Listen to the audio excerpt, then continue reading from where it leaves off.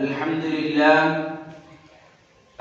لله الذي كفى والسلام على عباده الذين اصطفى أما بعد أعوذ بالله من الشيطان الرجيم بسم الله الرحمن الرحيم اتل ما أوحي إليك من الكتاب وأقم الصلاة وہ ایک سجدہ جسے تو کرا سمجھتا ہے وہ ایک سجدہ جسے تو کرا سمجھتا ہے ہزار سجدوں سے دیتا ہے آدمی کو نجات۔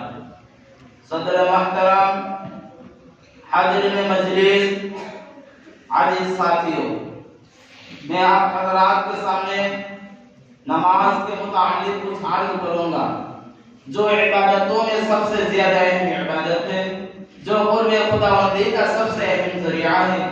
دعا کریں اللہ تعالی مجھے صحیح کہنے اور ہم سب کو اس پر عمل کرنے کی توفیق عطا فرمائے۔ حضرات، جب قیامت قائم ہوگی، حشر کا میدان ہوگا اور تمام دنیا کے اولین اور آخرین کا اجتماع ہوگا، ہر شخص عجیب کیفیت میں مبتلا ہوگا، ہر انسان کی پیشانی حلق عادت ہوگی، نفسی نفسی کا عالم ہوگا۔ قرآن نے اس کا نقشہ عجیب انداز سے کھینچا ہے۔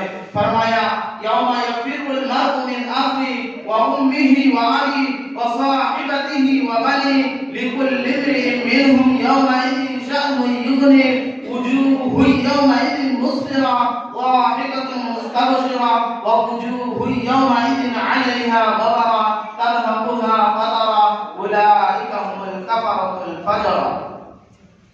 یعنی وہ دن ایسا ہوگا جس دن بھائی بھائی سے جدا ہوگا، بیٹی ماں سے بھاگے گی، باپ بیٹے سے نفرت کرے گا، شوہر بیوی سے الگ تھلگ ہوگا، بیوی اپنے شوہر سے کوسوں دور بھاگے گی۔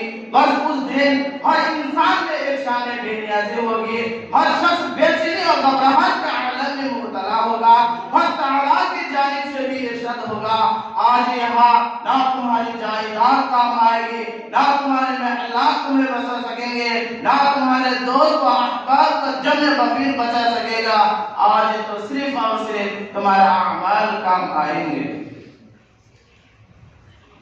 ارشاد ہوگا یہ گھڑی محشر کی ہے جو عرصہ محشر میں ہے، یہ گھڑی محشر کی ہے جو عرصہ محشر میں ہے، پیش کر کافی عمل کر کے دفتر میں ہے۔ دوستو، ان تمام اعمال میں سب سے پہلے نماز کا سوال کیا جائے گا، پوچھا جائے گا ہم نے تمہیں تندرست اور صحت عطا کی، ہم نے تمہیں تندرست اور صحت عطا کی تھی، تم نے اسے نماز کے لیے استعمال کیا یا نہیں؟ یقیناً نماز ایک اہم ترین عبادت اور دین کا اہم ستون ہے۔ ایک حدیث میں نبی کریم صلی اللہ علیہ وسلم نے فرمایا نماز دین کا ستون ہے، جس نے نماز کو قائم کیا اس نے دین کو قائم رکھا، جس نے نماز کی پرواہ نہ کی وہ دین سے بے پرواہ ہو گیا۔ کفر اور اسلام کے درمیان نماز سے حد فاصل ہے۔ حضرات، نماز کی اہمیت کا اندازہ اس بات سے بھی لگا جا سکتا ہے کہ بیماری میں بھی نماز معاف نہیں ہے۔ اگر کوئی شخص کھڑے ہو کر نماز نہیں پڑھ سکتا وہ بیٹھے بیٹھے ہی نماز ادا کرے، اگر بیٹھ کر نماز نہیں پڑھ سکتا وہ لیٹے لیٹے ہی نماز ادا کرے۔ نماز کسی بھی صورت میں معاف نہیں ہو سکتی۔